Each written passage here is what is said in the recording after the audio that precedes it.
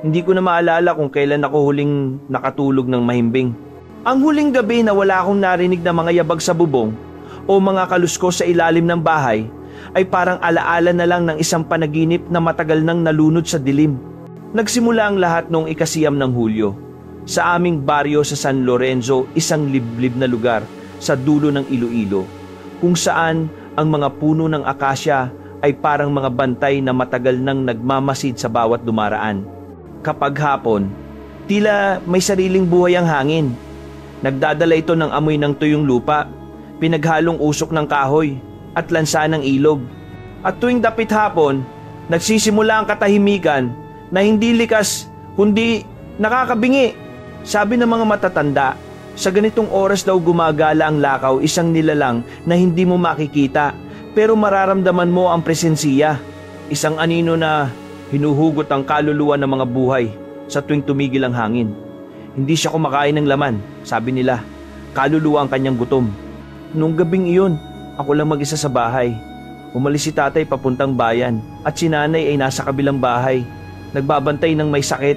Ang tanging kasama ko ay si Lito, ang aming aso, matandang askal na halos di na bumabangon kapag gabi.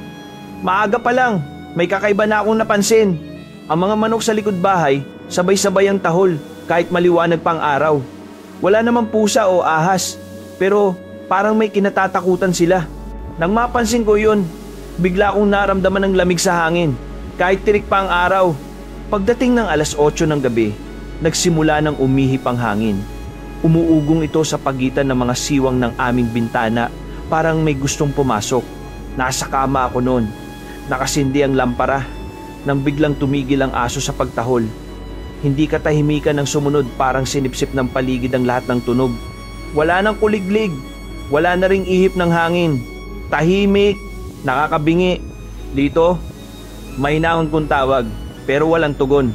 Sa halip, narinig ko ang tunog ng kahoy na binti ng aming mesa, tuk, tuk, tuk, mabagal. Paulit-ulit, parang may naglalakad sa paligid ng bahay. Pinakinggan ko ng mabuti. Bawat hakbang ay may pagitan. Parang sinasadyang mabagal. Sinasadya para marinig ko. Hindi ko alam kung guni-guni ko lang, pero may anino akong nasulyapan sa labas ng bintana. Hindi tao ang hugis. Masyadong mahaba ang mga braso at gumagalaw ng parang alon sa tubig. Napahawak ako sa dibdib ko.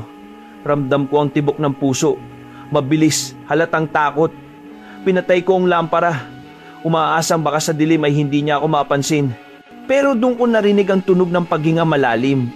Parang humihinga sa mismong likod ng dingding. Humigpit ang pagkakahawak ko sa kumot. Gusto kong tumakbo, pero saan ako pupunta? Ang baryo namin ay 3 kilometro ang layo sa pinakamalapit na bahay. At sa labas, may hangin na malamig na parang mula sa loob ng nicho. Pumikit ako, pinilit huwag kumilos. Pero ang tunog, papalapit ng papalapit. Tok, tok, tok, hanggang sa tumigil ito. At isang boses, pabulong, mula sa labas ng bintana. May tao pa ba dyan sa loob? Hindi yun tinig ng tao, parang pinaghalong lalaki at babae. Matanda at bata sabay-sabay, nagkakasabay ang mga tinig sa iisang tanong. Nanindig ang balahibo ko. Ang aso, hindi kumikilos. Para siyang estatwa. Nakatitig lang sa pinto, nanginginig. Hindi ko alam kung bakit, pero napakapit ako sa rosaryo ni nanay na nakasabit sa ulunan ng kama. Pinikit ko ang mata ko, sabay bulong ng dasal. Pero sa kalagitnaan ng ama namin, biglang sumigaw ang aso, mahabang unggol na parang iyak ng bata. Tumakbo ito sa ilalim ng kama. At bago pa ako makagalaw, narinig ko na ang tunog ng bubong na parang may bumigat sa ibabaw. Pagmulat ko kinabukasan, tila walang bakas ng kagabi. Wala na ang dugo sa kisame, sarado na ulit ang pinto, at tahimik lang na nakahiga si Lito sa tabi ng kama. Pero sa ilalim ng liwanag ng araw, may kakaibang lamig sa hangin, parang hindi pa rin lumipas ang gabi. Hindi ko alam kung totoo ang lahat ng yon o isang masamang panaginip lang na sobrang makatotohanan. Lumabas ako ng bahay. Ang lupa sa paligid ay basa kahit walang ulan. May mga yapak na hindi ko maipaliwanag, mahahaba, payat at may hugis ng kamay imbes na paa. Sinundan ko iyon hanggang sa gilid ng bakod, kung saan tila bigla na lang nawala ang mga bakas. Wari, tumalon o lumipad ang nilalang. Sa di kalayuan, sumalubong si Mang Tomas, ang matandang kapitbahay namin. Bitbit niya ang sako ng mais at nakatitig sa lupa. May napansin ka ba kagabi, Mang Tomas? Tanong ko. Tinapunan niya ako ng tingin mabigat, parang sinusukat ang galaw ng aking mga mata. Huwag ka na magtanong, Hiho, sabi niya. Kapag may dumaan na malamig na hangin sa gabi, huwag kang lalabas. At huwag mong sasalubungin ng tawag kahit boses ng kakilala mo. Nagulat ako. Paano nyo? Ngumiti siya, pero walang saya sa ngiting iyon. Hindi mo kailangan marinig para malaman. Sa baryong ito, ang mga sigaw ay may kasaysayan. Habang naglalakad ako pauwi, sinundan ko ng tingin ng matanda. Napansin kong sa bawat yapak niya, iniiwasan niyang tumapak sa isang anino ng puno.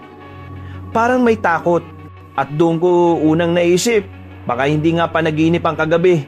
Pagdating ng hapon, pumunta ako sa bahay ni Lola Sabel. Siya ang pinakamatandang tao sa San Lorenzo. Sinasabing anak daw siya ng isang albularyo noong panahon ng mga Hapon. Sabi ng mga bata, alam daw niya kung sino ang lakaw, pero bihira siyang magsalita. Pagbukas ng pinto, sumalubong agad ang amoy ng insenso at pinato yung dahon. Sa loob, puro lumang anting-anting, mga larawan ng mga patay, at garapon na may lamang mga mata ng manok at langis na kulay itim. Anong hinahanap mo, Iho? Tanong niya, hindi man lang tumitingin. May nakita po kong kakaiba kagabi, sabi ko. Parang anino. Tumayo sa may pinto namin. Tinawag ako. Hindi siya sumagot agad. Sa halip, dinampot niya ang isang lumang rosaryo na gawa sa buto at inilagay sa aking palad. Yan ang bitbitin mo kapag lumalakas ang hangin. At kapag narinig mong may tumatawag, kahit boses mo pa, huwag kang lilingon. Kinilabutan ako. Boses ko! Tumango siya. Ang lakaw ay hindi basta aswang. Isa siyang aninong iniwan ng taong ginapi ng sariling kasamaan. Nakalimot siya sa sarili, pero hindi sa kanyang galit. Hindi siya lumalakad sa ilalim ng araw, pero may oras na naririnig mo siya kahit tanghaling tapat kapag tahimik ang paligid. Habang sinasabi niya iyon, napansin kong lumalabo ang boses ni Lola Sabel, parang humahalo sa hangin. Bigla siyang tumigil sa pagsasalita at tinitigan ako ng diretso sa mata. Sabihin mo nga, Iho, bulong niya. Nakita mo ba ang mga mata niya? Napalunok ako. Opo, kulay pula. Lalong lumalim ang kulubot sa kanyang noo. Kung ganon, hindi ka na estranghero sa kanya. Kapag nakita ka niya, tinatandaan ka niya. Humigpit ang pagkakahawa ko sa rosaryo. Ano bang ibig niyong sabihin? Ang lakaw ay hindi basta naghahanap. Siya ay sumusunod. Tahimik ako habang pauwi. Sa bawat hakbang, pakiramdam ko'y may matang nakatingin sa akin mula sa mga kakahuyan. Ang langit ay nagiging abo at ang mga ibon ay tila sabay-sabay na lumilipad palayo sa baryo. Nang makarating ako sa bahay, dumiretso ako sa silid. Binuksan ko ang aking journal, isang lumang kwaderno kung saan ko isinusulat ang mga kakaibang pangyayari.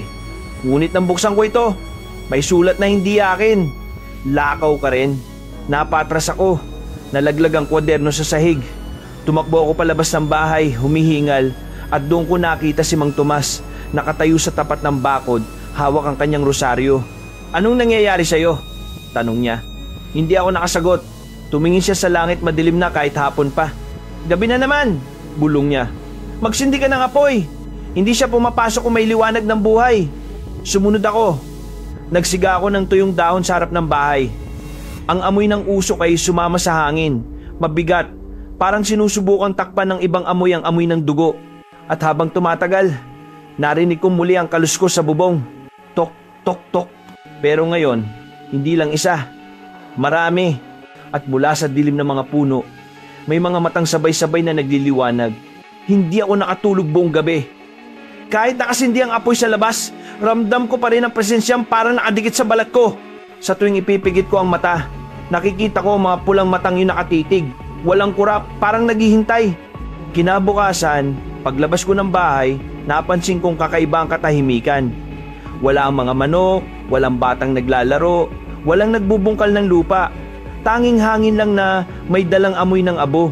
Sa gitna ng kalsada, may nakatirik na kandila. At sa tabi nito, nakalatag ang isang lumang panyo na may mga mantsa ng dugo. Nilapitan ko yon at sa likod ng panyo ay may nakasulat. Huwag mong hanapin. Lumapit si Aling Minda, isa sa mga kapitbahay. Maputla ang mukha niya. Halatang ilang gabi nang walang tulog. Nawala si Mang Tomas kagabi. Sabi niya, halos pabulong. Paano po? Tanong ko. Umalis daw sandali para tingnan ang mga alagang kambing.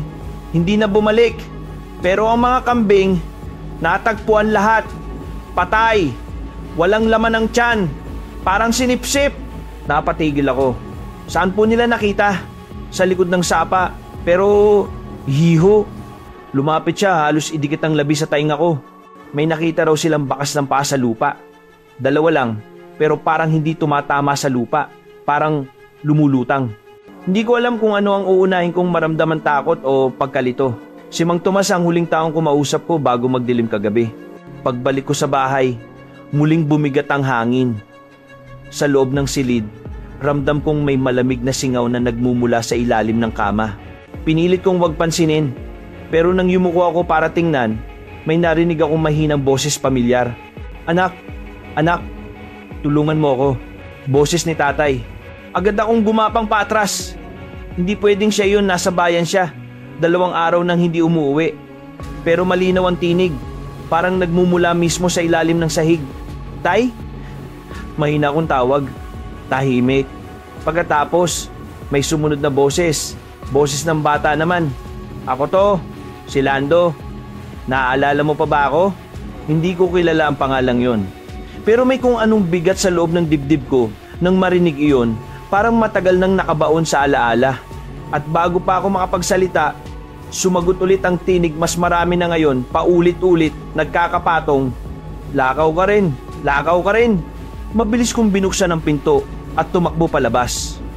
Sa labas ng bahay, ang apoy na sinindihan ko kagabi ay patay na. Pero ang abo ay gumagalaw, parang may humihinga sa ilalim nito. Sa ibabaw, may nakasulat na hugis. Parang bilog na may mga linya, isang tanda. Lumapit ako, pero bigla akong napaurong nang marinig kong may nagsalita mula sa likod ko. Huwag mong gagalawin yan, iho. Si Lola Sabel, nakatayo sa lilim ng punong mangga, may dalang itim na bote ng langis. Anong ibig sabihin nito, La? Tanong ko. Tatak yan ng mga aninong walang muka. Sagot niya. Kapag minarkahan ka nila, hindi ka naligtas. Hinahati nila ang kaluluwa mo, kalahati sa'yo, kalahati sa kanila. At sa sandaling tumawag ang lakaw, isusuko mo ng kusa ang sarili mo. Bakit po ako? Halos sigaw ko. Dahil may dugo ka ng may utang. Hindi ko agad naintindihan. Pero nang tumingin siya sa akin, nag-iba ang kulay ng kanyang mga mata. Ang apelyido mo, Abad, hindi ba? Tumango ako, nagtataka. Ang unang lakaw, bulong niya, ay si Hilario Abad, ang iyong lolo. Parang tumigil ang hangin. Ang mga ibon sa itaas ay sabay-sabay na lumipad palayo. Ang mga dahon ng punong mangga ay biglang nalaglag na parang may dumaan na anino sa pagitan namin. Hindi pwedeng totoo yan, sabi ko. Totoo, hiho, sagot ni Lola Sabel. Ang lakaw ay hindi lang nilalang sumpa. Ang iyong lolo ay albularyo na nagtangka gumawa ng ritual para magbalik ng kaluluwa ng kanyang patay na asawa. Pero nabigo siya. Ang halimaw na nilikha niya ay hindi bumalik bilang tao. Ito ay anino, gutom sa mga buhay. Napatingin ako sa lupa. Kung ganun, bakit ako? Dahil ikaw ang pinakamatinding koneksyon sa dugo. Ang lakaw ay bumabalik sa mga anak ng kasalanan. Muling umihip ang hangin. Narinig ko ang mga kaluskos sa paligid. Nang lumingon ako, walang tao pero sa bawat gilid ng aking paningin, may mga anyong gumagalaw. Malinaw pero walang muka. Parang usok na may hugis ng tao. Bulong ko. Nanginginig. Wala nang oras, iho, sabi niya. Kapag lumapit ang gabi, huwag ka nang magsindi ng apoy. Hindi na ito makakatulong sa'yo. Dahil kapag nakilala ka na niya, gusto ka na niyang isama. At bago pa ako makasagot, may kaluskos sa likod ni Lola Sabel. May lumitaw na anino mahaba, payat at tila nakalutang. Lola! Sigaw ko. Pero nang tumakbo ako palapit, biglang lumabo ang paligid. Parang nagdidilim ang hangin. At sa sumunod na sandali, wala na si Lola Sabel. Tanging naiwan sa lupa ay ang kanyang bote ng itim na langis. Pumutok at nagkalat sa lupa at sa ibabaw ng basag na salamin. May sumulat gamit ang langis mismo. Simula pa lang ito. Pagkatapos ng pagkawala ni Lola Sabel, hindi na ako nakabalik agad sa bahay. 3 oras kong nilibot ang paligid. Hinahanap ang bakas niya kahit anino, kahit piraso ng kanyang damit. Pero ang tanging natagpuan ko ay ang bote ng langis na kanyang iniwan. Kalahating basag. At sa loob, may natitirang likido na kumikintab sa ilalim ng araw. Parang dugo, pero hindi. Parang naglalaman ng liwanag. Nang gabing iyon, bumalik ako sa bahay na pagod, marumi at pagod na sa takot. Ngunit pagpasok ko, may bago na namang nagbago. Ang lumang larawan sa dingding larawan ni na tatay nung bata pa siya, kasama si Lolo Hilario, ay nakabagsak sa sahig. Basag ang salamin, pero higit kong ikinilabot ang nasa likod ng larawan. May nakasulat, gamit ang tinta na kulay abo, ang dugo mo ang magpapatuloy sa kanya. Hindi ko alam kung kanino yun galing, pero may halimuyak na maasim, parang pinaghalong abo at dugo. Nilapitan ko, pinahid ang mga daliri sa tinta malamig. Nang inilapit ko sa ilaw, kumikintab na parang kaliskis ng isda. At sa sandaling iyon, may narinig akong mahina ngunit malinaw na tinig mula sa dingding mismo. Hilario, sinundan ng mahinang paghalakhak. Nanginig ang buong katawan ko. Dali-dali kong binuksan ang mga aparador, inangat ang mga lumang kahon, at doon ko natagpuan sa ilalim ng lumang aparador ang isang kahong gawa sa itim na kahoy, tinakpan ng alikabok at punit na telang pula. Sa ibabaw nakaukit ang pangalan, H. Abad, 1947. Nang buksan ko ito, bumungad ang lumang kwaderno, ilang tuyong dahon at isang malit na bote ng pulang likido. Sa unang pahina ng kwaderno, nakasulat sa sulat kamay ni Lolo, ang mga patay ay hindi tuluyang nawawala. Kapag tinawag mo ang anino nila, kailangan mong handang palitan ng sarili mong liwanag. Sinundan ng mga simbolo bilog, krus at mga guhit na parang bituin na pinagsama sa gitna ng mata. Habang binabasa ko, tila may humihinga sa pagitan ng mga linya. Ang mga titik ay gumagalaw, parang nabubuhay. Paglingon ko, may liwanag sa labas ng bintana, isang pulang sinag na parang apoy pero malamig. Sa loob ng liwanag, may anyo, isang lalaki, payat, nakaputing barong, walang muka. Lolo, hindi ko alam kung bakit iyon ang lumabas sa bibig ko. Pero sa sandaling iyon, naramdaman kong kilala ko siya o kilala niya ako. Lumapit ako sa bintana. Sa bawat hakbang, parang may bigat sa hangin, parang hinihila ako. Ang mga tunog sa paligid ay unti-unting nawala. Wala na ang hangin, wala na ang mga insekto, wala na ang sarili kong paghinga. At nang nasa harap na ako ng bintana, ang anino ay nakatingin sa akin. Wala siyang muka, ngunit ramdam kong mumingiti siya. At sa mismong sandaling iyon, biglang sumigaw si Lito, ang aso. Matindi, parang nasusunog. Tumakbo ako papunta sa kanya, ngunit nakita kong siya ay nakatayo, nakatitig sa isang sulok ng bahay at nanginginig. Lito? Pero hindi siya tumingin sa akin. Sa halip, bigla siyang tumahol ng malakas, sabay sunod na huni ng pusa sa labas at ang amoy ng nasusunog na buhok. Pagbalik ko sa bintana, wala na ang anino. Bumalik ako sa kahon ni Lolo. Binasa ko ang mga sumunod na pahina ng kanyang tala. Ang mga nilalang ng dilim ay hindi pumapatay agad. Tinitingnan muna nila kung alin sa mga anak ang handang magmana ng kadiliman. Hindi mo mapapatay ang anino. Kailangan mo lang tong tanggapin. Unti-unti kong naunawaan. Hindi niya sinubukang pigilan ng sumpa, sinubukan niyang ipasa ito. At ako ang pinili ng sumpa. Habang binabasa ko, narinig ko ang mahinang katok sa pinto. 1, 2, 3, mabagal, pare-parehong pagitan. Tok, tok, tok. Hindi ako kumilos. Pagkatapos, isang tinig mula sa labas. Mababa, ngunit pamilyar. Ako ito anak, si tatay mo. Tumigil ako sa paghinga. Anak, pagbuksan mo ako, umuwi na ako. Ang boses ay kapareho, parehong tono, parehong lambing. Pero may kakaiba. Parang may kasabay na boses, pabulong, bumubuo ng parehong mga salita. Anak, pagbuksan mo ako. Daan-daan akong lumapit sa pinto. Nakita kong anino ng isang lalaki sa likod nito. Matangkad, nakatungo. Tay, bulong ko. Tahimik. Nasaan ka kagabi? Tahimik pa rin. Pagkatapos, sumagot siya sabay-sabay ang dalawang tinig. Isa mababa, isa mataas. Pareho kong boses. Dito lang ako, sa loob mo. Mabilis kong sinarado ang pinto. Isinuksok ang mga kahoy na barikada at lumayo. Nanginginig na ako, ngunit mula sa sahig, Sa ilalim ng kahon ni Lolo, may umusbong na usok itim, makapal at mabigat ang amoy. Lumobo ito at sa gitna ng usok, may mga kamay na lumalabas, walang laman. Parang anino ng mga braso na pilit inaabot ako. At mula sa labas, narinig kong muli ang mga yabag. Mabagal, paulit-ulit, tok tok tok, hanggang sa huminto sa mismong tapat ng pinto. Pagkatapos, ang bulong, hindi mo kailangang matakot, dugo mo ako. At sa mismong sandaling iyon, pumutok ang lampara. Nagdilim ang buong bahay.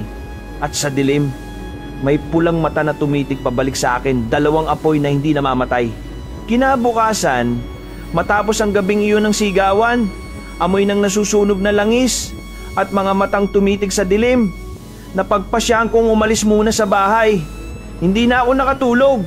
Tuwing ipipikit ko ang mga mata ko, nakikita ko pa rin ang mga kamay na lumalabas mula sa usok.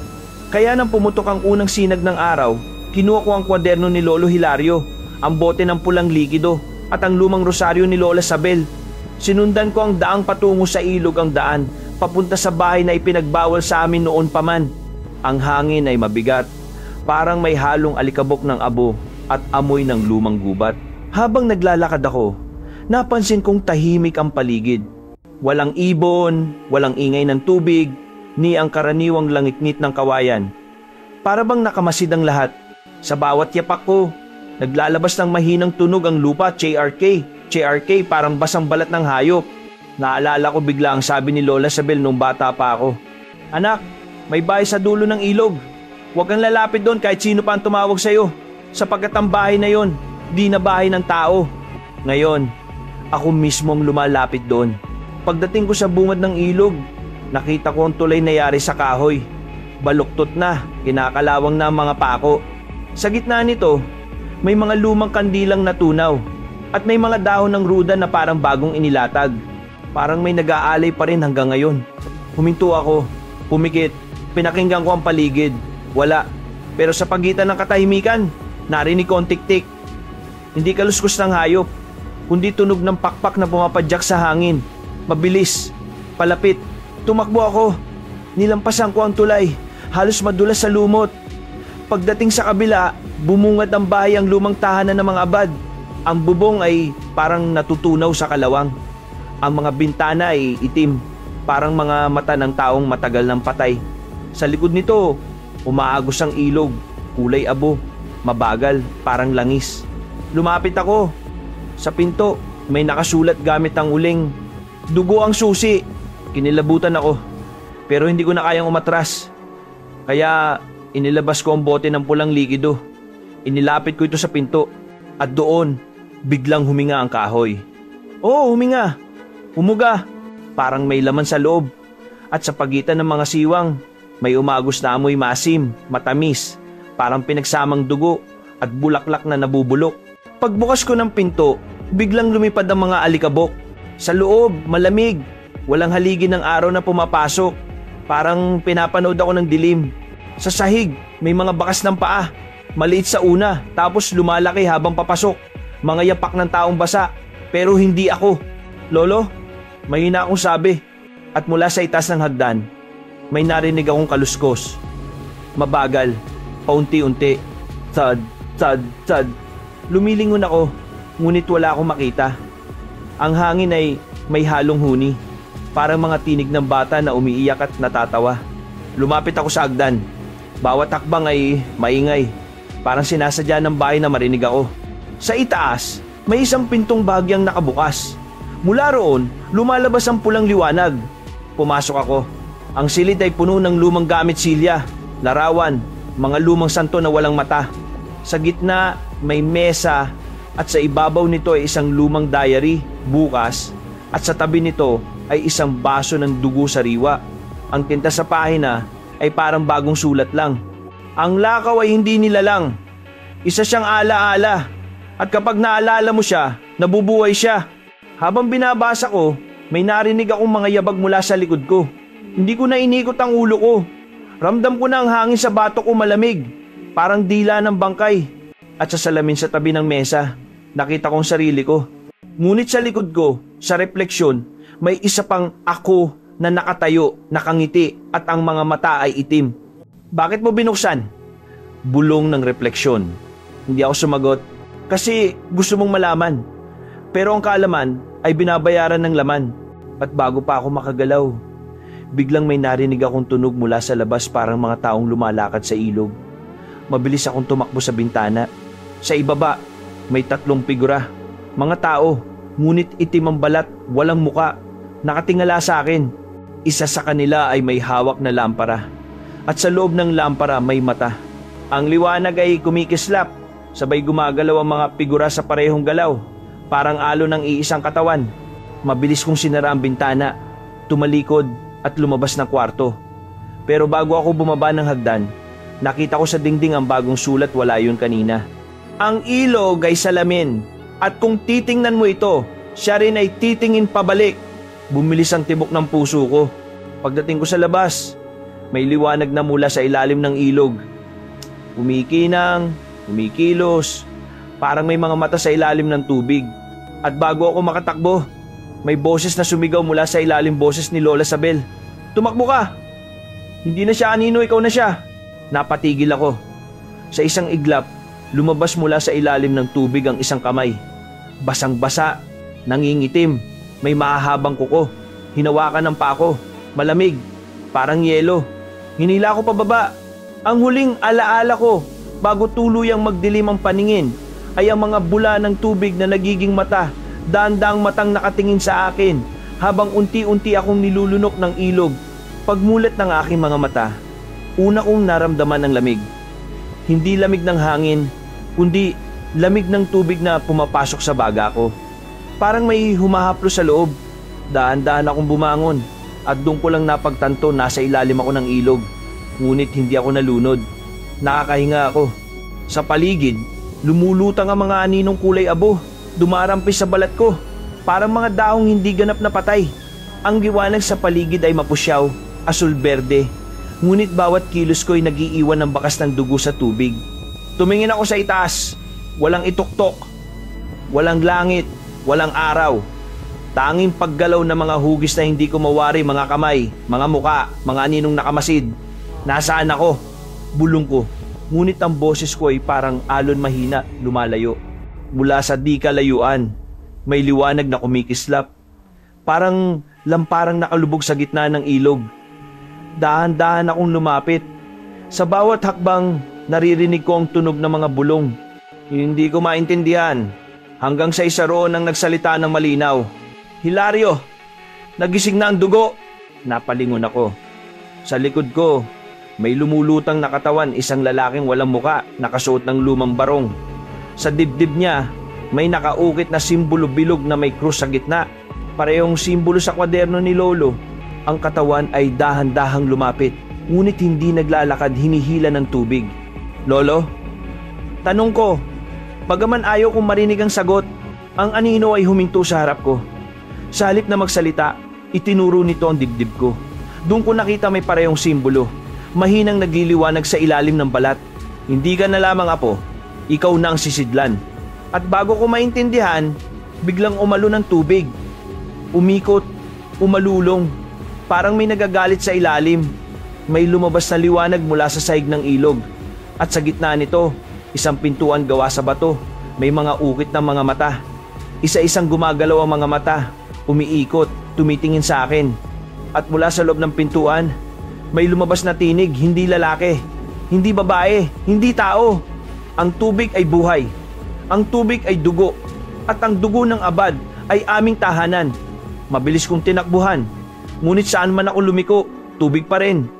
Walang direksyon, walang itaas o ibaba. Hanggang sa may kamay na biglang humawak sa leeg ko. Hindi ko alam kung kamay ng tao o ng anino. Basta mainit. At sa bawat sandaling hawak ako, nakakita ko ang mga alaala na hindi akin. Mga larawan ng kabataan ni Lolo Hilario. Nakaluhod sa gitna ng gubat, may hawak na bote ng dugo. Habang binubulong ng mga matatanda sa paligid niya ang mga salitang hindi ko alam. Lakaw, lakaw, bantayan mo ang dugo ng aming lahi. Kasunod nito, ang larawan ng mga bangkay, mga hayop at tao. Nakabitin sa puno, tinanggalan ng laman, ngunit walang dugo. At sa bawat isa, may marka sa noo parehong bilog na may krus. Hanggang sa huli, nakita kong larawan ng sanggol umiiyak, ngunit walang tunog. At sa tabi nito, si Lolo, umiiyak, sinisigaw. Walang pagpili sa sumpa. Ang dugo ay dapat huminga. Bumalik ako sa kasalukuyan, hingal na hingal. Ang kamay na humahawak sa akin ay nawala.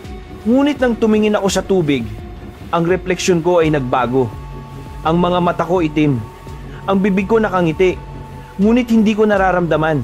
At mula sa loob ng refleksyon, nagsimula itong magsalita. Hindi mo kailangan labanan. Ang sumpa ay hindi gisingin. Ito ay tatanggapin. Bago ako makasagot, biglang may pumutok na liwanag mula sa malayo. Ang ilog ay parang sumabog at ako'y itinapon sa gitna ng agos. Sa gitna ng pagkalunod, naramdaman kong may tinik na dumaan sa loob ng aking katawan. Parang may sumingit sa pagitan ng laman at kaluluwa. Naramdaman kong nag-iiba ang paghinga ko. Parang may kasabay. Parang may humihinga sa loob ko. Pagmulat ko, nasa pampang na ako. Hating gabi na. Basa pa rin ang damit ko, ngunit ang paligid ay tuyong lupa. Sa tabi ko, nakalagay ang kwaderno ni Lolo tuyong-tuyo, kahit nalubog sa tubig. Sa ibabaw nito, nakasulat gamit ang pulang tinta. Ang tubig ay daan, ngunit ang daan ay pabalik. Pagtingin ko sa kamay ko, may marka na bilog na may krus, umiilaw sa ilalim ng balat. At sa di kalayuan, sa gitna ng dilim, may nakatayong figura ako. Ako mismo, ngunit basa pa at nakangiti. Ang ilog ay huminga sa'yo, sabi niya. Ngayon ikaw na ang hininga ng lakaw. At nang magsalita siya, sabay kaming huminga. Iisang ritmo, iisang tunog, parang dalawang katawan, ngunit iisang kaluluwa. Pagmulat ko sa umaga, naroon na ako sa baryo. Hindi ko alam kung paano ako nakabalik. Ang mga pako'y puno ng putik at ang mga daliri ko'y may bakas ng sugat na hindi ko alam kung saan galing. Ang unang bumungad sa akin ay ang mga bata. Nakatingin lang sa akin mula sa gilid ng daan. Hindi sila lumalapit. Ang ilan ay may dalang rosaryo. Ang iba na may hawak na asin sa palad. Nang dumaan ako, tumalikod silang lahat. Tahimik, walang bumati. Ang tanghaling araw ay matindi, ngunit ang balat ko ay malamig. Parang hindi ako tinatabla ng liwanag. Pagdating ko sa bahay, binati ako ni Aling Rina. Kapitbahay naming matagal ng tsismosa ngunit mabait. Uy, Hiyo, akala namin ikaw na yung nakita nila kagabi sa may ilog. May bangkay daw na lumutang. Napatingin ako sa kanya. Bangkay? Tumango siya, sabay yumuko. Sabi nila, lalaki. Pero nang puntahan nila, wala na. Puro marka lang ng kuko sa lupa. Habang sinasabi niya iyon, napansin kong tinitingnan niya ang mga kamay ko, lalo na ang marka sa gitna ng palad. Bigla akong nagsuot ng long sleeves. Ngunit sa mismong sandaling iyon, sumingit si Mang Ilyo, ang pinakamatandang lalaki sa baryo. Dala niya ang kanyang baston at kahit mahina na, matalim pa rin ang tingin. Yan ka na naman, no? Dugo ng abad, sabi niya halos pabulong. Napako ako sa kinatatayuan ko. Ano pong ibig ninyong sabihin, Mang Ilyo? Ngumiti siya, ngunit hindi mabait ang ngiti. Hindi mo ba alam? Sa bawat henerasyon ng abad, may isang nawawala sa tubig. Pero hindi sila namamatay, Hidyo. Babalik sila, dala ang hininga ng ilog. At saka siya tumawa, tuyong tawa, parang kalansing ng buto. Umalis siya nang walang paalam, iniwan akong nanginginig. Kinagabihan, pinilit kong manahimik sa loob ng bahay. Ngunit ang katahimikan ay mas malakas pa sa ingay. Sa labas, naririnig ko ang mga yabag mabagal paikot, parang may nagbabantay. Sa bintana, nakita ko may 3 babae sa kanto ng daan. Mga matatanda, nakasuot ng puting saya, may hawak na kandila. Hindi sila gumagalaw. Tinitingnan lang nila ang bahay ko. Lumapit ako ng dahan-dahan. Pagtingin ko muli, nawala na sila. Ngunit sa lupa kung saan sila nakatayo, may mga marka ng paa, pero pabaliktad. Nang gabing iyon, hindi ko na napigilang tingnan ang sarili ko sa salamin. Ang mukha ko ay ako, ngunit hindi ganap. May bahagyang pagkakaiba, parang ang anino ng mukha ko ay hindi kasabay gumalaw. Hindi mo dapat bumalik! Bulong ng refleksyon! Tapos na ako sa tubig. Sagot ko. Ngumiti siya. Walang tapos sa tubig. Mula sa labas may kumatok. Mabagal. Dok! Dok! Dok! Tila pamilyar na ritmo at tulad ng dati. Pagbukas ko ng pinto, walang tao. Ngunit sa sahig, may iniwang bagay isang palayok na may lamang tubig. Sa ibabaw, may nakalutang na mata. Totoong mata. Hindi tao, hindi hayop. Mata na kumikilos, lumulutang-lutang na parang buhay. Inilayo ko ito. Itinapon sa lupa. Ngunit sa pagbagsak, hindi ito nadurog. Bumulong lang hanggang sa tumigil sa aking panan at tumitig sa akin. At sa loob nito, nakita ko ang baryo ngunit kakaiba. Ang mga tao ay naglalakad na parang anino. Ang simbahan ay nakabaliktad. At sa gitna ng kalsada, may batang umiiyak nakaupo sa putik. Nilapitan ko nang tingnan ko ang mukha ng bata ako. Bata ako, umiiyak, may hawak na laruan. Anong ginagawa mo rito? Tanong ko. Tumingala siya. Nanginginig ang labi. Hindi ako makaalis. Bawat abad ay may bantay. Pagmulat ko, nasa sahig na ako ng bahay. Basang-basa, parang galing sa ulan ngunit walang ulan. At sa paligid, may mga bakas ng putik na pabalik sa pintuan. Sa labas, narinig ko ang mga tao, mga bulong. Siya na yon, dugo ng abad. Bumalik ang lakaw. Lumabas ako. Lahat ng kapitbahay ay nakatayo sa labas ng kanilang bahay, nakatingin sa akin. Wala silang sinasabi, ngunit pare-pareho ang mga mata parang salamin. At sa bawat paghinga ko, nararamdaman kong sumasabay sila. Parang iisang baga, iisang katawan. Ang buong baryo ay humihinga. Kasabay ko, hanggang sa gitna ng katahimikan, may boses na lumabas mula sa loob ng aking ulo. Hindi sila natatakot sa iyo, sinasalubong ka nila. At noon ko lang napansin nakangiti ang lahat ng tao. Dahan-dahan, sabay-sabay, itinaas nila ang kanilang mga kamay. At sa gitna ng palad ng bawat isa, naroon din ang markabilog na may krus, katulad ng sa akin. At doon ko naintindihan. Hindi ako ang tanging pinagpala ng sumpa. Ang buong baryo matagal na palang humihinga sa ilalim ng tubig. Kinabukasan, nagpasya akong humingi ng tulong. Ang baryo ay tila tahimik. Ngunit ang katahimikan ay parang humahabol. Sa bawat liko ng daan, may matang nakamasid. Ang bawat pagbati ng kapitbahay ay may bigat ngiti na walang sigla, natingin na walang kaluluwa. Kaya lumakad ako papunta sa simbahan. Ang simbahan ng San Lazaro, ang pinakamatandang gusali sa baryo. Itinayo pa raw noong 1800s, sabi ni Lola. Noon, takbuhan ng mga takot. Ngayon, parang nilisan ng liwanag. Paglapit ko sa tarangkahan, napansin kong sarado ang pinto. Ngunit sa ilalim ng mga paanan ng rebulto ni San Miguel, may nakaukit. Sa tubig nagmumula, sa tubig magwawakas. Binuksan ko ang mabigat na pinto. Ang loob ng simbahan ay malamig at dilim, walang kandila, walang tunog ng dasal. Tanging tunog ng patak ng tubig mula sa kisame, pumapalo sa sahig. Bawat patak, iisa ang ritmo. Tok, tok, tok. Katulad ng katok sa pinto noong una. Sa may altar, may lalaking nakaluhod. Si Padre Ernesto, matanda, payat, may mga mata na tila laging gising. Padre, sabi ko, halos pabulong, tulungan niyo po ako. Dahan-dahan siyang tumingin. Sa liwanag ng kandilang nauupos, ang mukha niya ay parang galing sa tubig, makintab, maputla, halos walang dugo. Anak, sabi niya, wala ka namang dapat katakutan. Babalik lang ang kung ano ang dapat bumalik. Lumapit ako. Ano pong ibig niyong sabihin? Ngumiti siya. Malungkot. Ang dugo ng abad ay hindi sumpa, kundi kasunduan. Napatras ako. Kasunduan? Tumayo siya, dahan-dahan. Tila mabigat ang bawat hakbang. Lumapit siya sa likod ng altar at binuksan ang maliit na pintuan patungo sa likuran ng simbahan. May dapat kang makita, sabi niya. Sinundan ko siya. Dumaan kami sa isang makipot na pasilyo pababa, patungo sa ilalim ng simbahan. Ang amoy ay kahalo ng insenso at bulok na isda. Sa dulo ng hagdan, may malaking silid at sa gitna nito, isang balon. Ang tubig ay kulay itim, makintab, parang salamin. Sa paligid, may mga rebulto ng mga santo, ngunit walang muka. Bakit may balon dito, Padre? Tinapik niya ang tubig gamit ang daliri. Hindi ito balon, anak. Ito ang puso ng baryo. Dito nang gagaling ang tubig na ginagamit sa binyag, sa misa, sa dasal. Tumingin siya sa akin, diretsong mata sa mata. Lahat ng taga-baryo ay may iisang tubig sa katawan. Nanginig ako. Ibig niyong sabihin, pati ako? Tumango siya.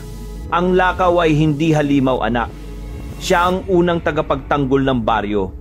Noong panahon ng gyera, pinangako ni Hilario Abad ang dugo ng kanyang lahi, kapalit ng proteksyon. Kaya tuwing isisilang ang bagong henerasyon, binibinyagan sila sa tubig ng lakaw. Ang sumpa ay hindi parusa, ito'y tipan. Ngunit bakit may mga namamatay? Bakit ako sinusundan?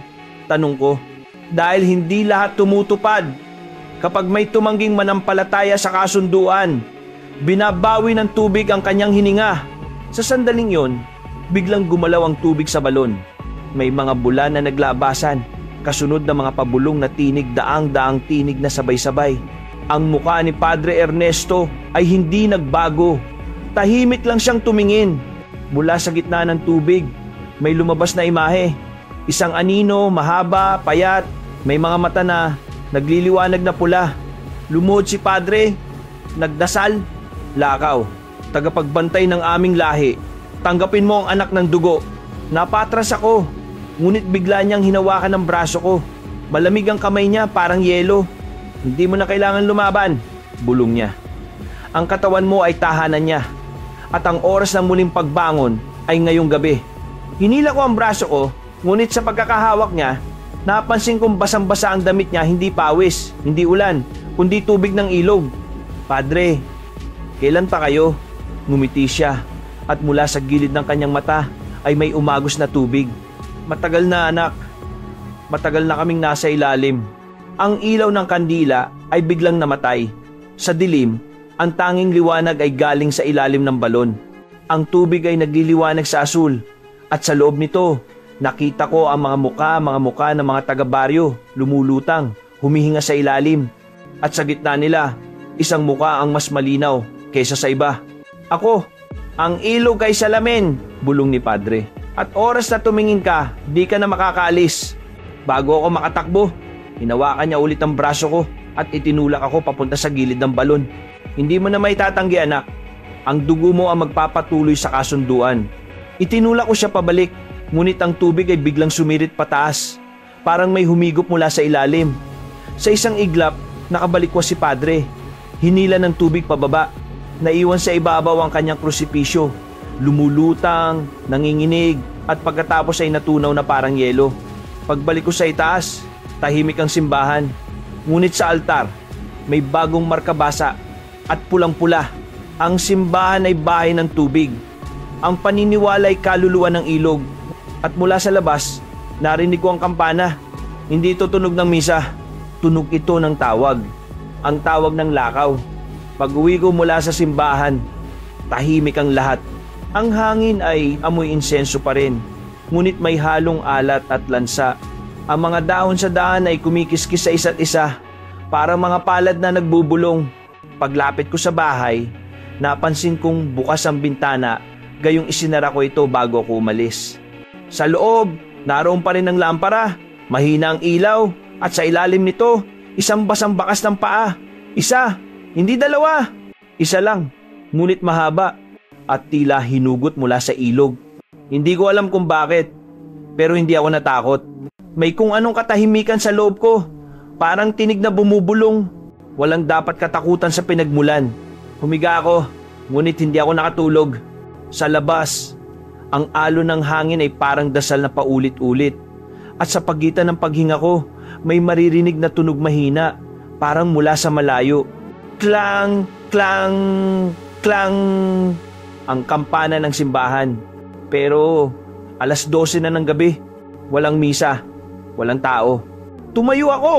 Bawat takbang papunta sa bintana ay parang may humihila sa akin.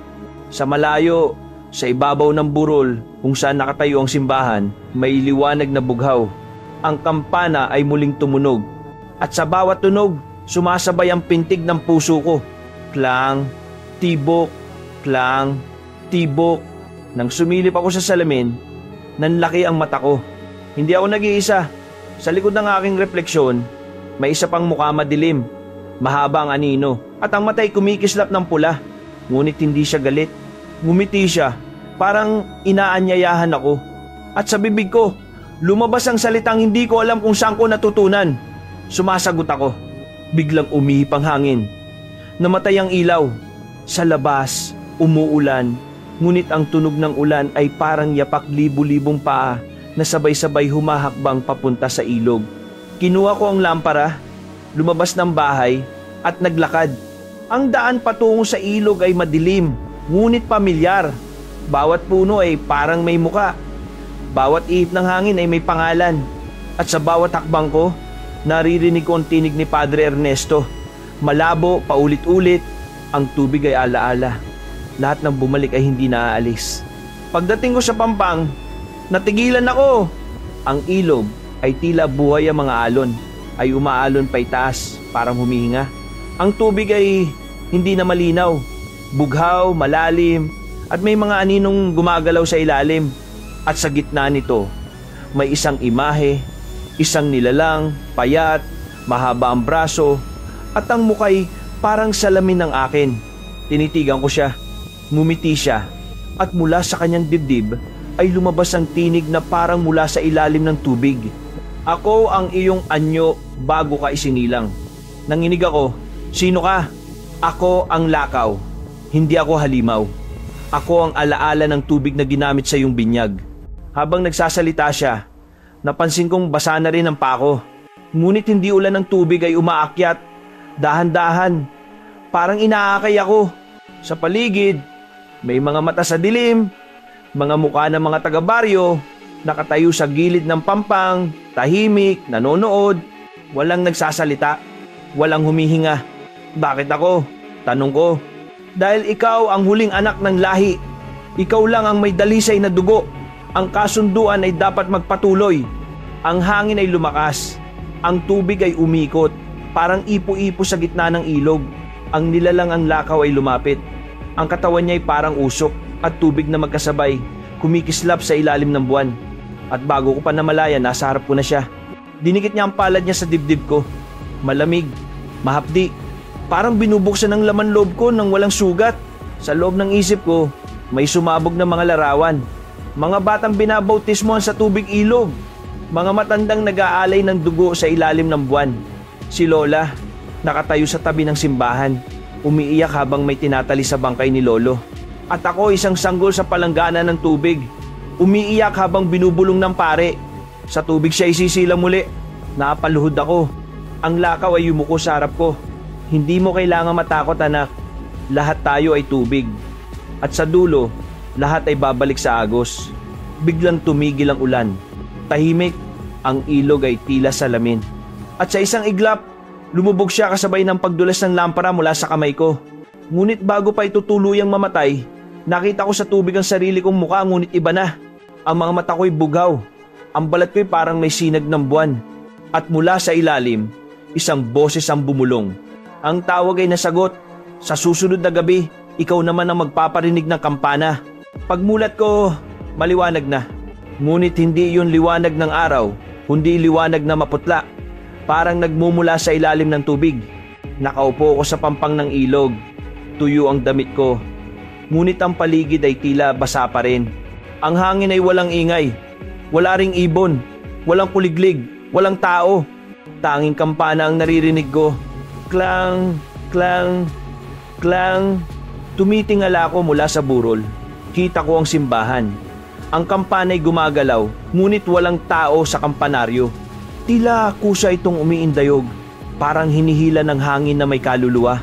Naglakad ako pabalik sa baryo, ngunit habang papalapit, napansin kong kakaiba ang paligid. Ang mga bahay ay nakabukas lahat ang pinto, at sa bawat bintana, may nakasabit na mga basang damit. Ang mga halaman ay nakayuko, tila binubuhusan ng hindi nakikitang ulan. At sa kalsada, may mga yapak na basa, paikot-ikot, patungo sa simbahan. Pinawag ko si Mang Ido, ang matandang tindero sa kanto. Walang sumagot.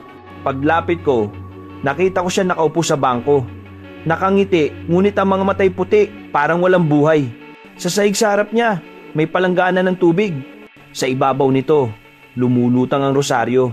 Manong! Tinig ko'y garalgal, nanginginig. Ngunit nang hawakan ko siya, biglang gumalaw ang bibig niya. Walang tunog, ngunit nakita ko ang mga salitang bumubuo sa kanyang labi. Narinig mo rin, di ba? Ang tawag ng tubig. Bumalik ako sa gitna ng baryo. Ang plaza na dating puno ng bata at matanda ay ngayon ay tahimik. Ngunit sa gitna nito sa ilalim ng punong akasya, may isang nilalang na nakatayo. Isa siyang babae, mahaba ang buhok, nakasuot ng puting saya na basa at ang muka'y natatakpan ng lambong. Hindi siya gumagalaw, ngunit ramdam kong nakatingin siya sa akin. Ang tubig mula sa kanyang damit ay patuloy na tumutulo sa lupa. Bumubuo ng manipis na ilog na umaagos papunta sa simbahan. Lumapit ako, dahan-dahan. Miss? Tanong ko, halos pabulong.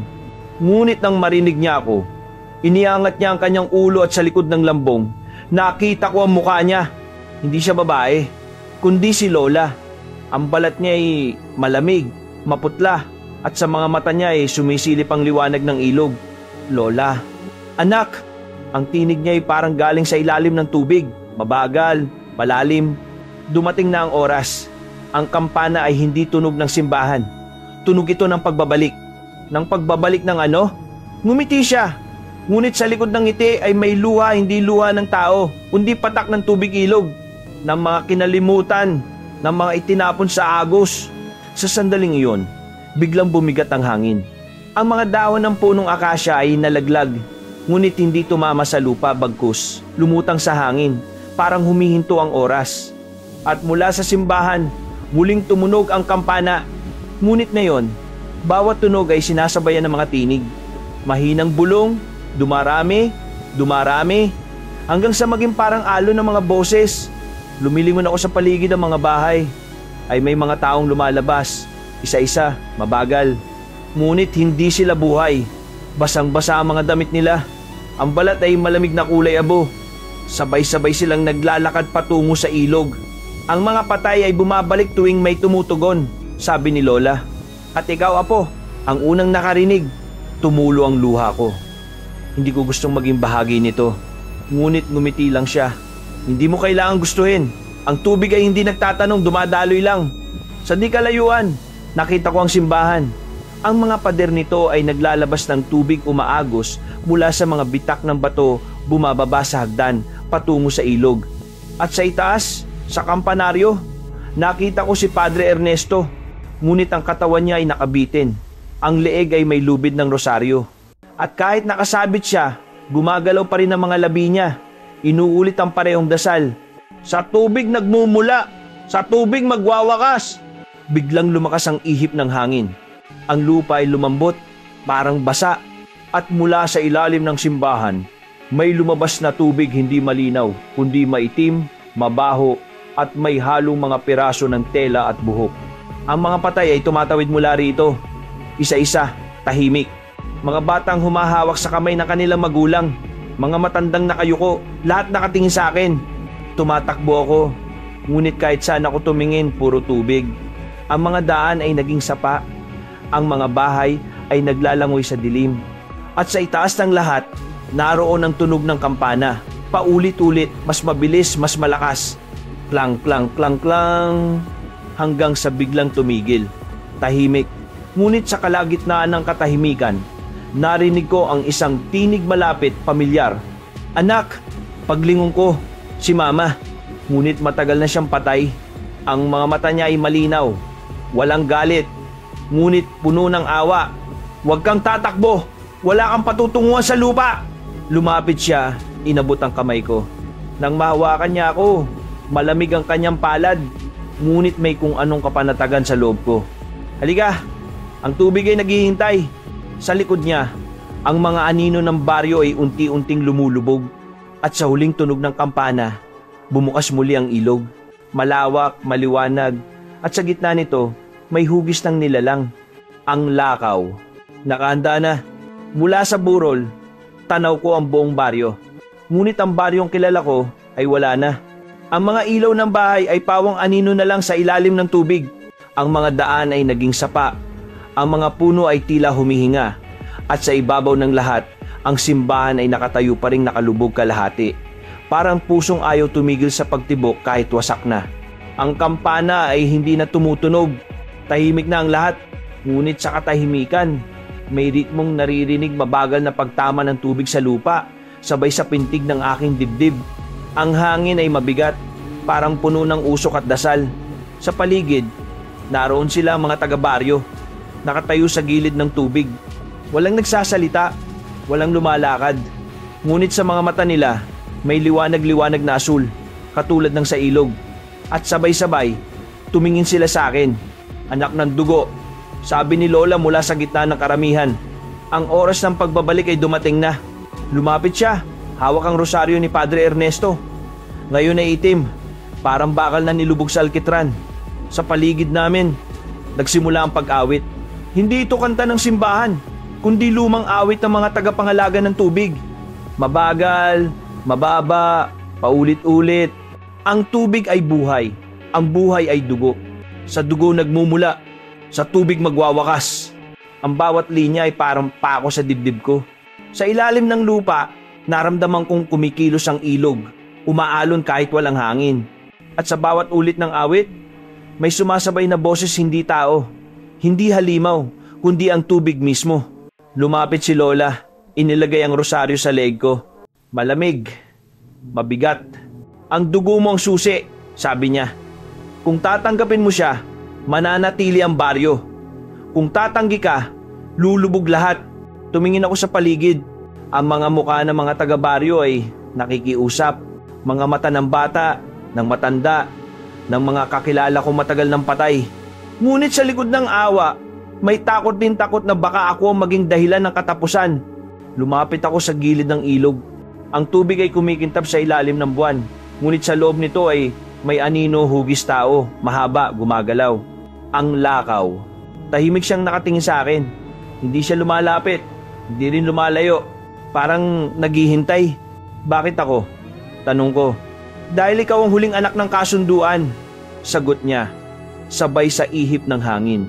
Ang mga nauna sa iyo ay tumakas, ngunit walang takas sa dugo. Ikaw lang ang makapipili manatili sa lupa o bumalik sa agos. Ang tubig ay umangat, dahan-dahan, umaabot sa mga pako. Malamig, ngunit hindi nakakakilabot, parang niyayakap. Sa bawat pag-apros ng alon, nakikita ko ang mga alaala. Si Lola, nagdarasal habang pinapaliguan ako ng tubig ilog noong sanggol ako. Si Mama, humihingi ng tawad bago siya namatay. Hawak ang parehong rosaryo. At si Lolo, nakaluhod sa simbahan, umiiyak habang isinasara ang balon sa ilalim nito. Hindi mo kailangang lumubog para maniwala, sabi ng tinig sa loob ng ulo ko. Ngunit kung tatanggi ka, lulubog ang lahat. Ang lupa sa ilalim ng baryo ay biglang gumalaw. Ang simbahan ay bumaon palalo. Ang mga bahay ay unti-unting nilalamon ng tubig. Ang mga taong nakapaligid sa akin ay nagsimulang mawala. Natutunaw sa anyong hamog at usok. At sa ibabaw ng lahat, narinig ko muli ang kampana, hindi na tunog ng bakal, kundi tunog ng dagundong ng alon. Napaluhod ako. Ang tubig ay umabot na sa dibdib ko. Ang lakaw ay lumapit. Ngayon ay malinaw na ang mukha niya ay kahawig ng akin. Ngunit mas matanda, mas malalim ang mga mata. Itinaas niya ang kamay niya, sabay sa akin, parang salamin. At sa pagitan namin, isang patak ng dugo mula sa ilong ko ang nahulog sa tubig. Pagbagsak ng patak, kumidlat. Ang ilog ay lumiwanag. Ang mga anino ay naghalo. Ang mga patay ay nagsigising muli. At sa gitna ng lahat, narinig ko ang sigaw ni Lola. Ang kasunduan ay muling nabuksan. Sa loob ng ilaw, nakikita ko ang dalawang mundo, ang ibabaw, kung saan ako nakatayo, at ang ilalim, kung saan naroon ang mga patay. At sa gitna nila, ang lakaw ay nakatayo, nakabuka ang mga braso, inaanyayahan ako. Isang hakbang lang anak, sabi niya, at magiging isa tayo. Ngunit sa sandaling iyon, narinig ko ang tinig ni Mama mahina, ngunit malinaw. Wag, ang tubig ay hindi kailangang ariin. Ang alaala ay dapat bitawan. Ang dalawang tinig ay nagbanggaan sa isip ko. Ang tinig ng dugo at ang tinig ng puso. Napasigaw ako. Ang paligid ay nagdilim. Ang tubig ay sumirit pa itaas. Bumalot sa lahat. Hanggang sa wala na akong makita kundi bughaw at itim. Ang kampana ay tumunog sa huling pagkakataon. Ngunit ngayon ay parang mula sa ilalim ng dagat. Klang, klang, klang. Pagmulat ko, ako'y nakalutang sa ibabaw ng ilog. Tahimik, wala ng simbahan, wala ng baryo, tanging tubig. At ang buwan na nakatingin mula sa itaas. Sa aking leeg, naroon pa rin ang rosaryo ngunit tuyo na. Parang hindi man lang nabasa at sa ilalim ng tubig may anino. Nakatingin, naghihintay, ngumiti siya at mula sa kanyang labi bumigkas siya ng isang salita. Ang salitang dati kong naririnig sa panaginip hanggang sa susunod na tawag. Pagmulat ko, liwanag ang unang bumungad. Hindi ilaw ng buwan, kundi ng araw. Mainit, malambot, pamilyar. At sa unang sandali, akala ko'y panaginip lang ang lahat. Nasa tabing ilog ako, nakahandusay sa mabuhanging lupa. Ang hangin ay sariwa, may amoy ng damo at putik na natuyo. Ang mga ibon ay kumakanta. At sa di kalayuan, naririnig ko ang kaluskos ng mga tao. Mga tinig na nagtatawanan, mga yabag na mga bata. Umupo ako, nanginginig pa rin ang katawan. Ang paligid ay buo. Ang baryo, buo. Ang mga bahay ay naroon, nakatayo sa parehong lugar. Ang simbahan tuyong-tuyo, puting-puti, parang bagong linis. Walang bakas ng baha, walang nasira. Lahat ay parang dati. Ngunit sa dibdib ko, may kirot parang may mabigat na nakabaon sa loob. At sa tuwing hihinga ako, parang naririnig ko ang pintig ng tubig. Gising ka na pala, sabi ng boses mula sa likod ko. Si Lola. Nakatayo siya sa tabi ng puno, nakangiti. Ngunit kakaiba, sobrang payapa, sobrang tahimik. Walang bakas ng pagod. Parang hindi siya umiyak kailanman. Anong nangyari la? Tanong ko, halos pabulong. Nilagnat ka lang Apo. 3 araw kang walang malay. Dinala ka namin sa bahay pagkatapos mong mahulog sa ilog. Huminga ako ng malalim. Mahulog? Tumango siya. Oo, natagpuan ka ni Mang Cardo sa umaga. Nakalutang ka sa tubig. Akala namin, wala ka na. Pero heto ka, buhay. Napatingin ako sa ilog. Ang tubig ay malinaw, tahimik, parang walang itinatagong lihim. Ngunit sa ilalim ng liwanag ng araw, parang may aninong dumaan. Isang kisap mata lang, ngunit malinaw kong nakita hugis ng tao. Lola, sabi ko, hindi yun panaginip. May nangyari kagabi. Ang baryo, lumubog. Shh! Hinawakan niya ang kamay ko. Mahigpit. Wag mo nang isipin yon. Panaginip lang yan. Ang mga alaala ng tubig ay hindi para sa lahat. Ang tono ng boses niya ay kakaiba, kalmado, ngunit malamig. Ang mga mata niya ay tila walang pagod, walang takot, parang walang laman. Sa hapag, nagsimula akong kumain ng sinangag at tuyo. Amoy araw ang kusina, parang walang nagbago. Ngunit habang kumakain ako, napansin kong tahimik ang lahat. Walang ingay mula sa kapitbahay, walang tahol ng aso, walang iyak ng bata. Ang baryo na dati puno ng buhay, ngayon ay parang may nakatakip na belo ng katahimikan. Paglabas ko, sinalubong ako ng mga tao. Ngumiti sila, bumati, pero pare-pareho mga mata nila mapuputi, walang gilid ng itim, parang basang salamin. Lahat sila ay nagtanong ng iisa. Kumusta na ang pakiramdam mo? Paulit-ulit, iisang tono. Iisang ngiti. Pagdaan ko sa simbahan, nakita ko si Padre Ernesto. Nakaharap siya sa altar, parang nagdarasal. Ngunit walang krus sa harap niya, tanging ilaw lang mula sa mga kandila. Padre, sabi ko, nasaan na po ang krus? Anong krus? Hiho, sagot niya. Hindi man lang lumingon. Wala namang krus dito simulat sa pool. Napatras ako. Ngunit nang muling tumingin, naroon na ang krus itim. Mahaba at may patak ng tubig sa gitna. Paglabas ko, napansin kong bumababa ang araw. Masyadong mabilis. Parang lumilipas ang oras sa loob ng isang hinga. Pagdating ng hapon, ang buong baryo ay nagtipon sa gitna. Sa tapat ng ilog, may dala silang mga lampara. Tahimik ang lahat. Walang sermon, walang musika. Tanging tunog ng ilog at huni ng kuliglig. Ano pong ginagawa nila? Tanong ko kay Lola. Nagpapasalamat, sagot niya. Kanino? Sa tubig. At sabay-sabay, itinaas ng mga tao ang kanilang mga lampara. Sa gitna ng ilog, sumulpot ang bula maliit sa una, hanggang sa naging hugis ng isang tao. Hindi malinaw ang muka, ngunit alam ko kung sino. Ang lakaw. Walang nagsigawan, walang tumakbo. Lahat ay nakangiti. At sa hangin, narinig kong muli ang awit ng nakaraang gabi. Ang tubig ay buhay. Ang buhay ay dugo. Tumigil ang oras. Ang hangin ay parang huminto sa paggalaw. At sa gitna ng katahimikan, nakita ko si Lola umiiyak, ngunit nakangiti pa rin. "Anak," bulong niya, "natupad na ang kasunduan. Ang baryo ay ligtas na." "Ligtas?" tanong ko. "Pero nasaan ang mga patay? Ang baha, ang..." Ngunit bago ko pa matapos, bigla niyang nilapit ang bibig niya sa tenga ko. Malamig ang hininga. "Wala nang patay, Apo, dahil lahat tayo'y naging isa na." Paglingon ko, nakita kong ang mga tao sa paligid ay unti-unting nagiging anino, transparent, kumikislap, parang alon sa ilalim ng araw. Ang kanilang mga lampara ay sabay-sabay namatay. At sa loob ng isang kisap mata, sila'y naglaho. Naiwan ako mag-isa sa tabi ng ilog. Ang araw ay biglang lumubog at ang dilim ay bumalot muli. Sa ibabaw ng tubig, nakita ko ang refleksyon ko, ngunit hindi ako yon. Ang muka'y mas matanda, ang mga matay asul, at sa labi ay may ngiti ng isang nilalang na hindi naganap na tao. Ang hangin ay umihip at may bulong mula sa ilog. Ang tubig ay buhay. At ngayon ikaw na ang tagapangalaga nito. Ang pintig sa dibdib ko ay naging tuloy-tuloy, parang agos ng sapa. At mula sa ilalim ng balat ko, may liwanag na asul na kumikislap. Hindi ko alam kung ako pa to. Hindi ko na alam kung nasaan ang baryo o kung kailan ang bukas. Tanging ang ilog lang ang sigurado, at ang boses nito na patuloy na umaawit sa loob ng aking ulo. Hindi ko alam kung gaano na ako katagagising. Ang araw ay hindi na tumataas ng buo. Laging may ulap, laging parang dapit hapon. Ang hangin ay mabigat at bawat paghinga ay may lasa ng kalawang at damo.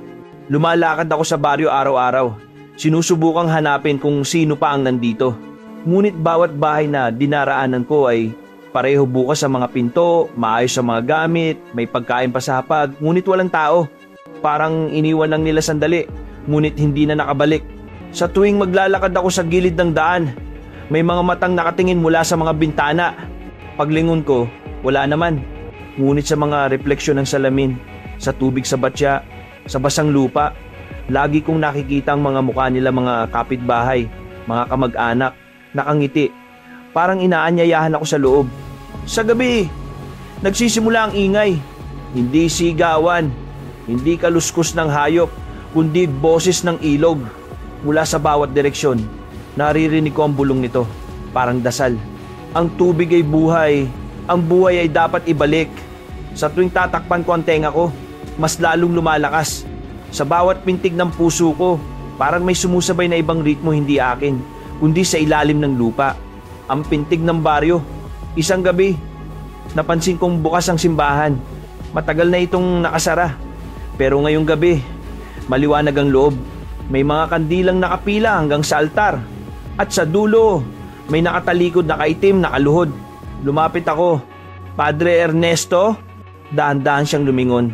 Ngunit ang mukha niya ay maputi, parang gawa sa putik. At sa ilalim ng balat ay dumadaloy ang tubig. "Hiho," bulong niya. "Nakabalik ka, ang huling tagapag-ingat ng kasunduan." "Anong kasunduan?" tanong ko, nanginginig. "Ang kasunduan ng dugo at ilog. Ang bawat henerasyon ay may isa-isang anak na magbabantay upang manatiling buhay ang baryo. Kung walang magbabantay, lulubog ito at magbabalik sa tubig. Kaya ako ang napili." "Hindi, ikaw ang tumawag." Natigilan ako. "Ako?" Noong unang gabi ng ulan, sabi niya, "Nang marinig mo ang sigaw mula sa ilog, tumingin ka. Nang tumingin ka, tinanggap mo na ang panyaya. Ang lakaw ay hindi pumipiling tinatawag niya lamang ang handang makinig." Lumapit siya sa akin at sa bawat hakbang niya, tumutulo ang tubig mula sa ilalim ng kanyang kasuotan. "Ngayon anak, kailangan mong tuparin ang sumpa. Dahil kung hindi, babawiin ng ilog ang lahat." Bago ko pa siya masagot, bigla siyang hinila ng anino mula sa sahig. Isang itim na kamay, mahaba, malamig, kumapit sa kanyang paa at hinila siya pababa. Ang lupa ay bumuka. At sa loob ng isang iglap, nawala si Padre Ernesto. Walang dugo, walang sigaw. Tanging tunog ng tubig na bumabalik sa ilalim ng lupa. Naiwan akong mag-isa sa simbahan. Ngunit sa mga dingding, nagsimulang lumitaw ang mga hugis, mga anino ng mga tao. Nakaluhod, parang nagdarasal. At sa altar, sa mismong lugar kung saan nakatayo ang krus, lumitaw ang isang liwanag bughaw, kumikislap. At sa loob nito, nakita ko ang sarili ko, Ngunit ibang-iba, ang mga mata ko ay walang puti at ang balat ko ay parang salamin ng tubig.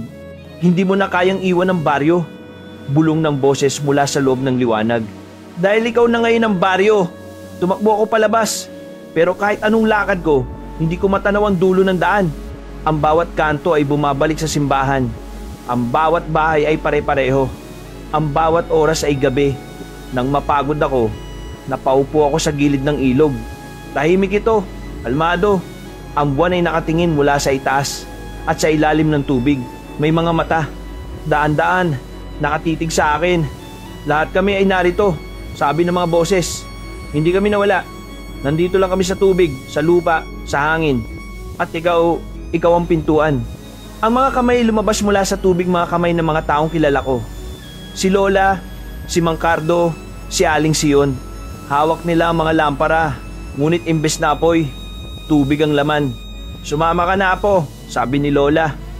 Matagal ka naming hinihintay. Ngunit bago ako lumapit, naramdaman kong may init sa dibdib ko. Ang rosaryo nagsisimula itong magliwanag. Puting-puti, hindi bughaw. At sa unang pagkakataon, narinig kong muli ang boses ni Mama. Anak, ang kasunduan ay hindi kailangang ulitin.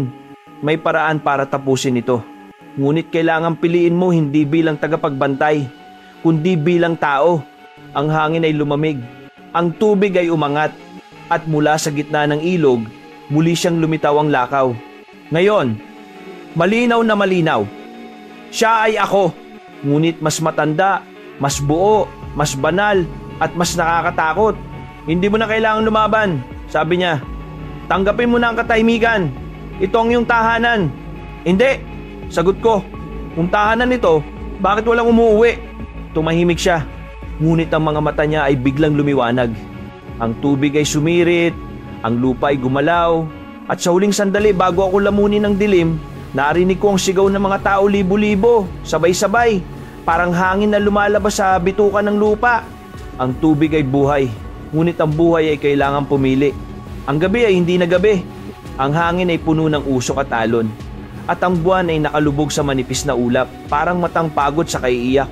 Sa ilalim ng langit na yon, ako'y nag-iisa sa tapat ng ilog. Ang ilog na minsang nagbibigay buhay, ngunit ngayon parang sugat na hindi na naghihilom. Sa paligid ko, nagsimulang bumukas sa mga pinto ng mga bahay. Isa-isa, lumabas sa mga anino ng mga taga-baryo. Hindi sila lumalakad, parang dumudulas lang sa lupa. Walang ingay, walang bigat. Ang mga mata nila ay bughaw, at sa bawat hakbang nila, may patak ng tubig na nahuhulog sa lupa, bumabalik sa ilog. Sa gitna ng lahat, lumitaw si Lola. Hindi na siya matanda. Ang buhok niya ay maitim, ang balat niya ay makinis, at ang mga mata niya ay liwanag ng ilog mismo. Apo, sabi niya, panahon na. Sa likod niya, ang simbahan ay muling bumangon mula sa lupa, hindi sa anyo ng bato, kundi ng tubig. Ang bawat dingding ay alon, ang bawat bintana ay umiindayog, at sa loob nito, may liwanag na sumisiklab. Ang lakaw ay naroon, nakatayo sa gitna. Hawak ang rosaryo, ngunit hindi na rosaryo ng simbahan. Ito ay yari sa mga ngipin, buto, at mga pirasyon ng kabibe. Kumikintab sa ilalim ng ilaw ng buwan. Dito nagtatapos ang kasunduan, wika niya. Ang iyong dugo ang huling selyo. Sa oras na piliin mo, mananatili o mawawala ang baryo. At kung pipiliin kong tapusin, lulubog lahat. Ang mga alaala, ang mga kaluluwa, pati na ang ngalan ng baryo mawawala sa kasaysayan. Walang makakaalala, walang magdarasal, walang kwento. Tahimik akong napayuko. Ang lupa sa ilalim ng aking mga paa ay basa, mainit, parang may buhay. Sa ilog, nakikita ko ang refleksyon ko hati. Kalahating tao, kalahating tubig. At sa gitna ng dibdib ko, kumikislap ang rosaryo ni Mama. Ang tanging puting liwanag sa gitna ng lahat. Anak, bulong ni Lola. Huwag mong hayaang mamatay ang alaala. Ang kwento natin ay dapat manatili. Ang tubig ay tahanan, huwag mo kaming pabayaan. Ngunit sa kabilang panig, sa loob ng simbahan ng tubig, narinig ko ang boses ni Mama malinaw, malambing, parang huni ng hangin. Hindi mo kailangang maging tagapag-ingat ng nakaraan, anak. Ang mga patay ay dapat magpahinga. Ang alaala ay hindi kailangang ikulong para manatili. Nagkabanggaan ng dalawang tinig sa loob ng ulo ko. Ang isa'y nag-aanyaya ng pag-ibig at pagbalik. Ang isa'y nag-aalok ng paglaya at kapatawaran. Lumapit ako sa tubig. Ang mga anino ng mga taga-baryo ay nakaluhod na, nakatingala sa akin. Ang mga mata nila ay nagsusumamo, ngunit ang ngiti nila ay pagod na. "Tulungan mo kami," sabi ng isa. "Wag mo kaming hayaang mawala," sabi ng iba. At sa gitna nila, naroon ang lakaw. Ngayon, ang mukha niya ay halos ganap ng katulad ko. Kapag pinili mong tapusin, mawawala rin ako. Kapag pinili mong manatili, ako ay magiging ikaw. Tiningnan ko siya, at sa unang pagkakataon, hindi ko nakita ang halimaw. Nakita ko ang sarili kong takot na makalimutan. Ang takot na mawala sa mga kwento. "Hindi mo ba naiintindihan?" sabi ko. "Hindi ko gusto maging Diyos ng ilog. Gusto ko lang makaalis." Ngumiti siya. "Walang nakakaalis sa sarili nilang kwento." Niyakap ako ng tubig. Ang ilog ay bumuka, lumobo, at mula sa ilalim nito ay lumabas ang mga alaala. Mga bata tumatawa, mga kasal, mga libing, mga dasal, lahat ng buhay ng baryo, umiikot, bumabalik. Ngunit sa bawat sandali, nakikita ko rin ang kabayaran. Mga batang nalunod, mga taong sinakripisyo, mga bangkay na itinago sa ilalim ng simbahan upang hindi tuluyang mawala ang ilog. Ang kasunduan ay hindi banal, ito'y sumpa. At ako ang huling tanikala nito. Kung ganon, sabi ko, tatapusin ko na. Hinawakan ko ang rosaryo sa dibdib ko. Ang mga butil nito ay nagsimulang mag-init. Ang mga anino ay sumigaw. Ang ilog ay umalulong. Ngunit hindi ko binitiwan. "Patawarin ninyo ako," bulong ko. Hindi ko kayang ipagpatuloy ang kasinungalingang ito.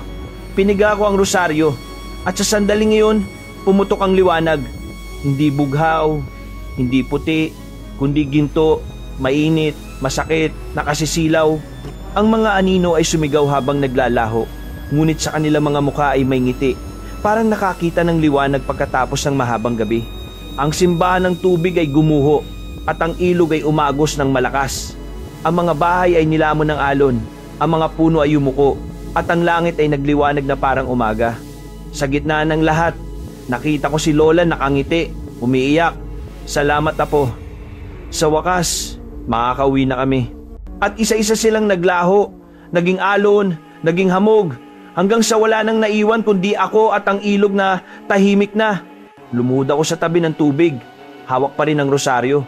Ngunit wala nang ilaw, wala nang tunog, tanging alon ng hangin at ang amoy ng basang lupa. Sa dulo ng ilog, sumikat ang araw. Hindi na bugaw ang tubig, malinaw na, parang walang lihim. Ngunit sa ilalim nito, may kumikislap. Isang anino, lumalayo, kumakaway, ang lakaw. Ngumiti siya, at sa unang pagkakataon, hindi ako natakot. "Paalam," bulong ko. Pagmulat ko, wala na ang ilog, walang baryo, walang simbahan, walang bakas na mga bahay na dati naglalaro sa ilalim ng araw. Ang paligid ay parang malinis na papel puti, tahimik at malamig. Ngunit sa hangin, may amoy ng asin at sa lupa, may bakas ng basa. Parang katatapos lang umalis ng isang bagyong hindi ko nakita. Tumayo ako, marahang naglakad. Ang mga yapak ko ay lumulubog sa lupa. Ngunit sa bawat hakbang, nag-iiwan ng bakas na unti-unting nawawala. Para bang ayaw na akong tandaan ng mundo. Sa di kalayuan, may isang punong mangga na nakatayo. Isa lang tuyot, walang dahon, ngunit matatag. Lumapit ako. Sa ilalim nito, may nakabaong bote. Luma, basag, at may piraso ng papel sa loob. Dahan-dahan kong binuksan. Sa loob, isang sulat-sulat kamay. Gamit ang tinta na parang dugo. Para sa sino mang makakakita kung sakaling wala nang makaalala sa amin, tandaan ninyo lang ang aming pangalan. Ang baryo ng Luntian. Ang ilog na humihinga. At ang gabing ginising ng mga anino. Tumigil ang hangin. Ang mundo ay parang sandaling huminga, tapos tumahimik muli. At sa di kalayuan, narinig ko ang tunog ng tubig mahina, tila mula sa ilalim ng lupa. Lumuhod ako at inilapat ang aking tainga sa lupa. Sa ilalim nito, parang may dagat. At sa dagat na iyon, may mga tinig, mga dasal, mga tawa ng bata, mga sigaw na matagal nang nilamon ng hangin. Napaluha ako, hindi dahil sa takot, kundi sa lungkot ng paglimot. Patawad, bulong ko. kung kailangan kong tapusin kayo. Ngunit sumagot ang hangin, malamig at marahan. Hindi mo kami tinapos. Pinalaya mo lang. At sa sandaling yun, nakita ko siya si Mama. Nakatayo sa kabilang panig ng mangga. Ngumiti siya, maamo, mapayapa. Ang buhok niya ay sumasayaw sa hangin. At sa dibdib niya, ang rosaryo ngunit hindi ng ngipin o kabibe, kundi liwanag. Anak, sabi niya, wala nang mas mahalaga kaysa sa pagbitaw. Ang mga alaala ay hindi dapat ikulong. Ang tubig ay laging babalik sa pinagmulan. Humakbang siya palapit, ngunit bago ko siya maabot, unti-unti siyang naglaho parang usok sa liwanag ng araw. At ang punong mangga na dati tuyot ay nagsimulang mamunga. 1, 2, 3, hanggang sa pumutok ang hangin sa bango ng hinog na mangga. Ngumiti ako at sa unang pagkakataon, wala na akong takot. Ang mga anino ay wala na. Ang gabi hindi na humihinga sa likod ko. Ngunit sa ilalim ng lahat, alam kong nananatili sila hindi bilang halimaw, kundi bilang bahagi ng lupa, ng tubig, ng hangin. Lumakad ako palayo. Sa bawat hakbang, naririnig ko ang kaluskos ng damo, ang lagaslas ng tubig, at ang mga tinig ng mga kwento. At bago ko tuluyang lisanin ang lugar, lumingon ako.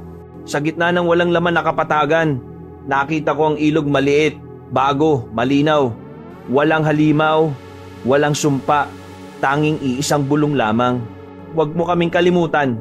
Nakangiti kong sinagot. Hindi ko kayo malilimutan, pero hindi ko na rin kailangang bumalik. Lumakad ako sa direksyon ng araw, habang ang hangin ay nagdadala ng mga boses mahina, ngunit buhay. At doon ko naunawaan, ang bawat tubig ay alaala. Ang bawat patak ay kwento ng mga nawala. At ang mga kwento, tulad ng ilog, ay hindi kailanman namamatay. Nagpapalit lang ng daloy, ng pangalan, ng tagapagdala. Sa araw na iyon, tumigil ako sa tabi ng kalsada. May isang batang naglalako ng prutas, mangga rin. Bumili ako ng isa. Habang kinakain ko, tinanong ko siya, alam mo ba kung may baryo rito dati? Ngumiti siya. Sabi po ng lola ko, may ilog daw nun dito. Pero matagal nang wala. Baka daw, kwento lang ng matatanda. Tumingin ako sa malayo, sa lugar kung saan dati nakatayo ang punong mangga. Ngunit sa ilalim ng araw, may kumikislap tila tubig. Ngumiti ako, at sa pagitan ng hangin, narinig ko ulit ang tinig ni Mama. Ang tubig ay buhay, anak. At habang may nakikinig, hindi kami kailanman mawawala.